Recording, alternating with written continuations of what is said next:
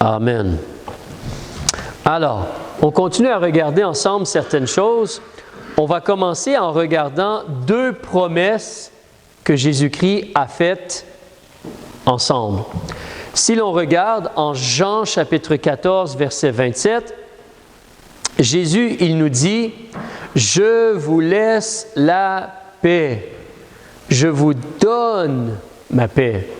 Je ne vous la donne pas comme le monde la donne. Que votre cœur ne se trouble point et ne craigne point. » On va parler dans quelques instants d'une autre raison pourquoi la paix s'envole loin de nous. Mais là, Jésus en parle. Notre cœur, nos pensées, on se trouble, on craint, on imagine, on pense d'une certaine façon. Et la façon que l'on pense, les choses que l'on imagine, ce qu'on permet dans notre cœur et dans nos pensées, nous mène vers le trouble ou la crainte, plutôt que de réaliser que Jésus, c'est le prince de la paix. Et vendredi, on en parlait un peu. Pour toi et moi, lorsqu'on dit « c'est un prince », ça ne veut pas dire beaucoup parce qu'il n'y a plus vraiment de prince sur la terre. C'est des gouvernements, généralement, ou des dictateurs qui sont là et qui gèrent les choses. Mais en réalité, un prince, quand on regarde dans ce temps-là ou dans la Bible, un prince signifiait une autorité, une puissance, une capacité, une souveraineté. Donc, lorsqu'on te dit que Jésus, c'est le prince de la paix, il règne, il est tout-puissant, il a la capacité de te donner cette paix. N'oublie pas, on a vu, la paix, c'est comme l'état d'une personne où rien ne vient le troubler. Et je vais en reparler tantôt, mais c'est important de réaliser. En réalité, Jésus nous dit qu'il nous donne la paix. Il va y avoir des épreuves, mais Jésus nous parle de nous donner sa paix à lui, la sienne. La paix que Jésus donne ou que Jésus offre, elle est parfaite, elle est merveilleuse, elle est suffisante, elle est réelle, elle est fonctionnelle. C'est la paix de Jésus. Ce n'est pas basé sur ce que nous pensons nécessairement, c'est basé sur lui, sa personne, ce que l'on connaît de Dieu et de Jésus. La deuxième promesse qu'il a faite, il mentionne « Je vous ai dit ces choses afin que vous ayez la paix en moi. Vous aurez des afflictions dans le monde, mais prenez courage, j'ai vaincu le monde. » Vois-tu, ça c'est la réalité de la paix. Jésus ne dit pas « Tout va bien aller, tout est merveilleux, ne vous inquiétez pas, il n'y aura jamais de problème. » Jésus ne dit pas cela. Il dit clairement « Tu vas avoir des afflictions. Tu vas en avoir des afflictions. Il va y avoir des problèmes, il va y avoir des obstacles, il va y avoir des difficultés. Ça ne sera pas facile. » Mais il dit « Tu peux avoir la paix en lui. Tu peux goûter la paix en lui. Tu dois prendre courage. Ne pas te laisser décourager ou troubler ou inquiéter. Qu'est-ce qui va arriver? Qu'est-ce qui va se passer? Qu'est-ce qui va... Non. Dieu, Jésus, va s'en occuper. Il va s'en occuper. Alors, et remarque que ça nous dit...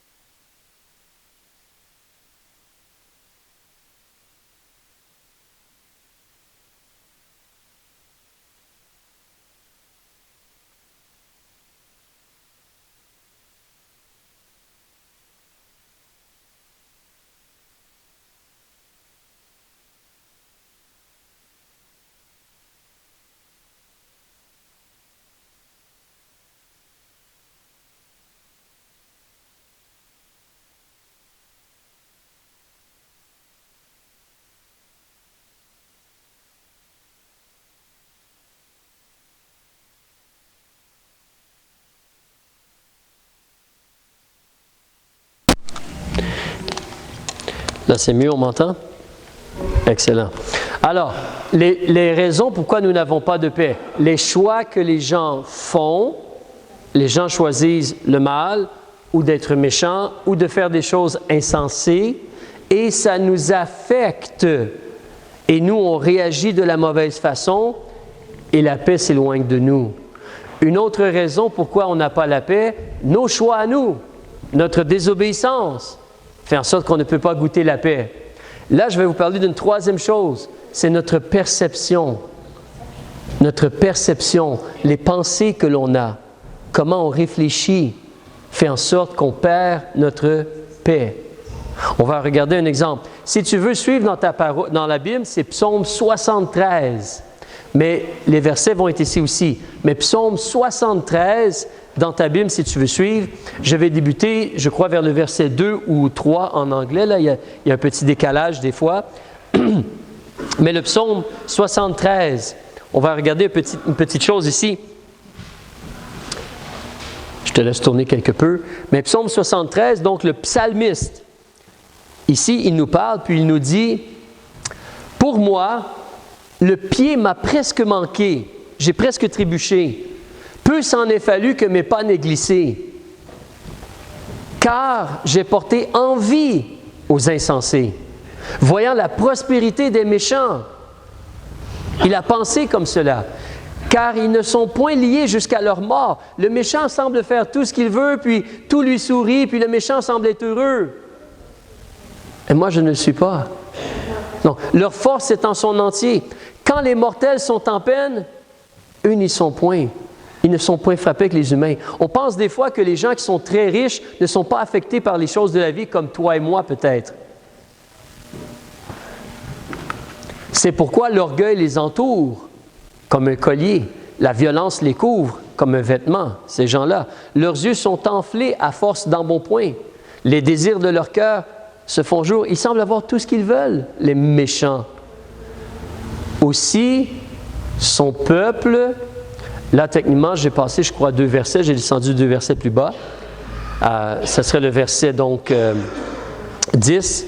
Aussi son peuple en revient à ceci, quand on leur fait boire les eaux amères en abondance. Quand les problèmes viennent contre nous, quand les eaux amères se présentent dans notre vie, nous réfléchissons, nous pensons, nous percevons les choses de la mauvaise façon. Son peuple, il pense de la mauvaise façon quand il y a des eaux amères à boire. Qu'est-ce qu'on dit? On dit, comment Dieu connaît cela? Comment Dieu connaîtrait-il? Ou comment y aurait-il de la connaissance chez le Très-Haut? Quoi? Dieu n'est pas là, Dieu ne voit pas, Dieu n'intervient pas, Dieu ne m'aide pas? Voici, ceux-là sont des méchants et toujours heureux, ils amassent des richesses. Ça semble bien aller pour ceux qui font le mal. Nous qui essayons de faire le bien, on laisse notre paix s'évader parce qu'on pense de la mauvaise façon. Certainement, c'est en vain que j'ai purifié mon cœur et que j'ai lavé mes mains dans l'innocence. Ça ne valait pas la peine de craindre Dieu et faire le bien. Regarde lui, il est heureux puis il a comme une paix. Moi, je n'en ai pas. Car je suis frappé tous les jours et mon châtiment revient chaque matin. Mais regardez le verset suivant. Le psalmiste dit, si j'ai dit, ou si je dis, je parlerai ainsi, voici, j'étais infidèle à la race de tes enfants. Mais tu vois, ça c'est un problème, c'est que toi et moi, en tant qu'enfants de Dieu, on voit des choses, on voit le méchant semble être heureux et béni, et on pense d'une façon, on considère les choses d'une façon, et on se décourage, ou on pense que ça ne vaut pas la peine de servir Dieu. Mais en réalité, quand on se met à mal penser, on devient comme infidèle. On va revenir sur ceci, mais on devient comme infidèle. J'ai donc réfléchi pour comprendre ces choses, et cela m'a semblé fort difficile. Pourquoi moi j'ai des problèmes? J'essaie de faire le bien. tout devrait bien aller, je suis une bonne personne, n'est-ce pas? J'essaie de faire le bien. Donc, on réfléchit, on ne comprend pas, ça semble être difficile, on médite, on pense. Mais là, il dit, jusqu'à ce qu'entré dans les sanctuaires de Dieu, j'ai pris garde à la fin de ces gens-là. Parce que la Bible dit, il n'y a pas de paix pour le méchant. Alors le méchant, tôt ou tard, il a son jugement. Il ne goûte pas la vraie paix de Dieu. La fin, c'est le jugement, la punition, les temps ardents de feu et de soufre. Quand j'ai considéré Dieu et tout ce que Dieu dit, et tout ce que Dieu nous a fait connaître de lui, je réalise que celui qui désobéit à Dieu reçoit son jugement.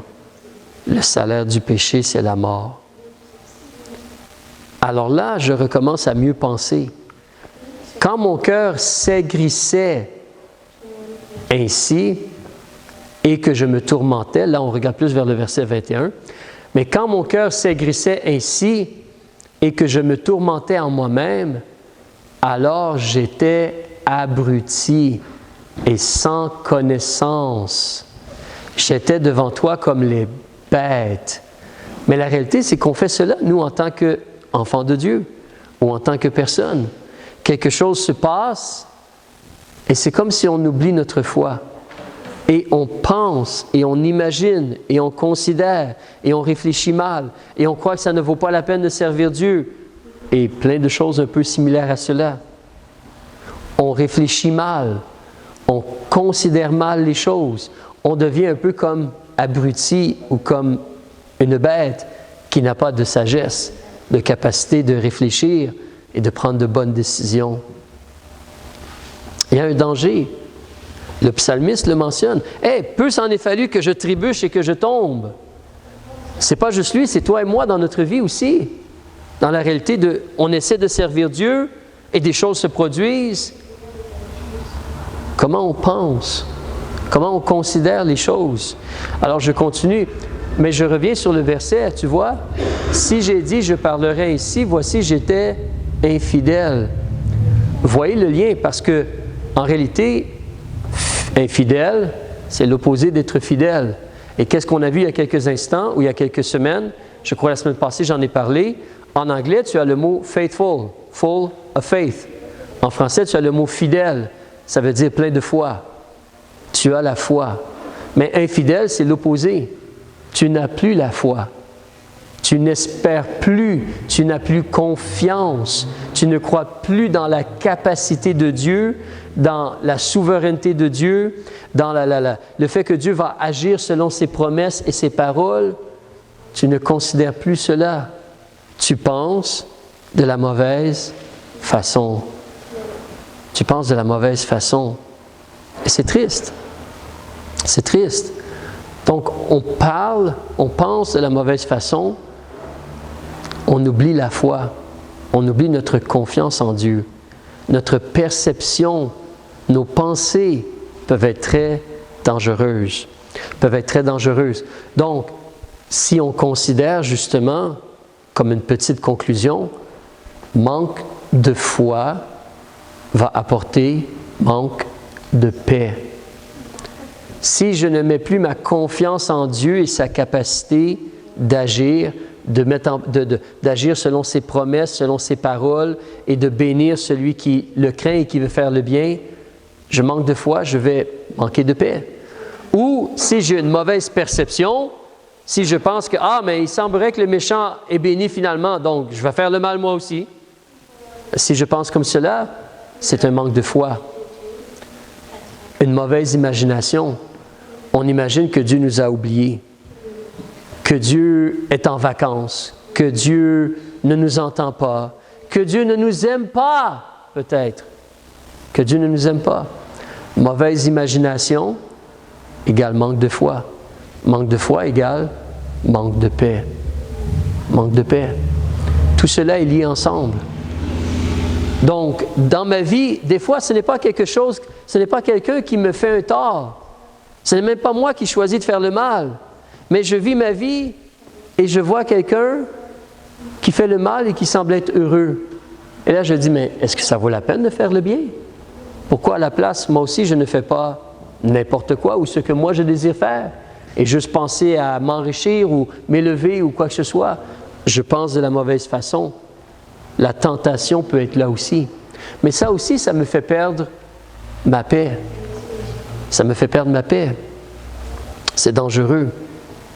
C'est vraiment dangereux. Je veux t'encourager aussi avec une petite chose. Tu vois le psalmiste, dans le même passage, quelques versets plus bas, il dit « Ma chair et mon cœur défaillent. » Parce que des fois, le poids, l'épreuve, la tentation, le problème, il est vraiment lourd. Donc, notre chair et notre cœur sont comme « Je n'en peux plus. Je ne suis plus capable de supporter cela. »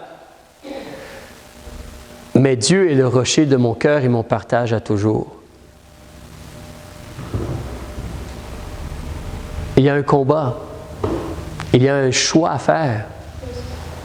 Le choix de vouloir espérer dans la personne de Dieu, les paroles de Dieu, les promesses de Dieu, la capacité de Dieu, le fait que Dieu va agir, Dieu va intervenir. Je vous donne quelques exemples. Justement, c'est le danger de ne pas laisser, le danger de laisser nos pensées nous mener, plutôt que de laisser Jésus être notre prince de la paix. Il y a un danger de cela. Et voilà, quand je vous parlais d'exemple, la paix, là, il y a toujours un combat. Toujours un combat. Il y a toujours un choix à être fait. Je vous donne justement quelques exemples. Vous connaissez l'apôtre Paul. Vous avez lu, l'apôtre Paul a dit ceci.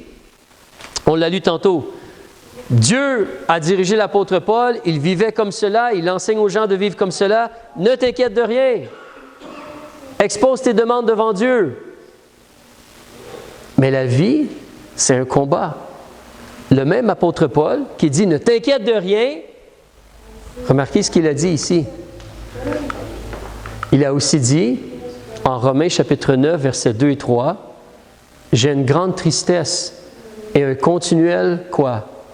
Tourment dans le cœur. Car je désirerais moi-même d'être anathème, loin de Christ pour mes frères, mes parents selon la chair. » Paul, dans son cœur, il était plein de tourments parce qu'il voulait que les Israélites soient sauvés. Il voulait cela. Alors, voyez-vous la réalité de chaque moment de notre vie. On considère Dieu, on a sa paix. On laisse les choses entre ses mains, on a sa paix. Mais on a nos enfants, on voudrait qu'ils soient sauvés. Nos parents, on voudrait qu'ils soient sauvés. Et c'est un tourment d'esprit, c'est un tourment de cœur, c'est un poids sur les épaules. Tu vois le combat? Tu vois ce qui est devant nous? Même pour l'apôtre Paul, qui dit aux gens, ayez la paix en Dieu, ayez confiance en Dieu. Lui-même, il te dit, moi j'ai un continuel tourment dans mon cœur. Un tourment, c'est l'opposé de la paix, n'est-ce pas? Quand tu es tourmenté, tu n'es pas en paix. Ce sont deux opposés. Mais Paul dit, moi j'ai un continuel tourment dans le cœur, parce que je voudrais que les gens que j'aime soient sauvés. Mais ne t'inquiète de rien. Parle-en à Dieu et laisse les choses entre les mains de Dieu. Tu vois le combat. En réalité, ce n'est pas différent. Regardez même le Seigneur Jésus-Christ. C'est Jésus-Christ qui nous a dit, on peut avoir la paix en lui, n'est-ce pas? Mais vous connaissez la vie de Jésus. Pendant sa vie, si vous regardez Jésus, qu'est-ce qui lui est arrivé? Il y a eu une épreuve très lourde dans sa vie. Il a pris avec lui Pierre, Jacques et Jean. Il a commencé à être saisi de frayeur et fort agité. Et il leur a dit, mon âme est saisie de tristesse jusqu'à la mort. Est-ce que ça, c'est des paroles de quelqu'un qui est en paix? C'est quelqu'un qui est éprouvé grandement, là. Mais c'est lui qui nous a dit, ayez la paix en moi. Et tu vois la réalité donc des choses sur la terre. Il y a le combat, il y a les choses qui sont là. C'est pour ça que toi et moi, on doit faire attention. La réalité, c'est que il y a la vie, il y a les situations de la vie. Et on doit choisir d'avoir confiance en Dieu. Mais la réalité, c'est qu'il y a des situations, il y a des événements, il y a des personnes, il il y a un désir de vouloir du bien pour les gens et il y a un tourment dans notre cœur, ou même des fois l'épreuve qui est devant nous est tellement énorme qu'on est saisi de frayeur et même agité. Dans le moment, dans la situation. Mais tu sais ce que Jésus l'a fait? Il a prié. C'est ce qu'il a fait. Il nous montre l'exemple. Il a remis cela entre les mains du Père. Pas ma volonté, mais la tienne. 3 fois, il a prié. Il a remis cela entre les mains du Père. Mais la lourdeur du moment, de la situation, de l'intensité, c'était comme « Ah, qu'est-ce que tu fais? » Je me rappelle, il y a plusieurs années, nous avons encore un enfant qui a une certaine difficulté, un certain handicap. Et donc, on doit garder les yeux souvent sur l'enfant pour différentes raisons. L'enfant n'a pas toujours la compréhension de ce que le trouble, ce qui est dangereux. L'enfant ne comprend pas toujours cela. Donc, nous étions avec les gens de l'Assemblée de l'Église à Montréal. Nous avions une activité au parc. Et tout le monde était occupé, faisait des choses. Et tout à coup, quelqu'un a dit, « Où est cet enfant? » Je ne vais pas le nommer pour l'instant, mais où est l'enfant? Il n'est pas là. On ne trouvait plus l'enfant. On ne voyait plus l'enfant. Mais l'enfant, à ce moment-là, avait comme 4-5 ans, maximum 6 ans. Et l'enfant n'a pas idée de ce qui est danger. Il est peut-être parti dans la rue, là. Personne ne le sait. Pour quelques secondes, on l'a perdu de vue. L'enfant n'était plus là. Alors, quand j'ai entendu où est l'enfant, puis là, j'ai réalisé, personne ne sait où cet enfant-là est. Il y avait une butte dans le parc où on était. Je suis parti à courir, j'ai monté sur la butte pour voir tout autour.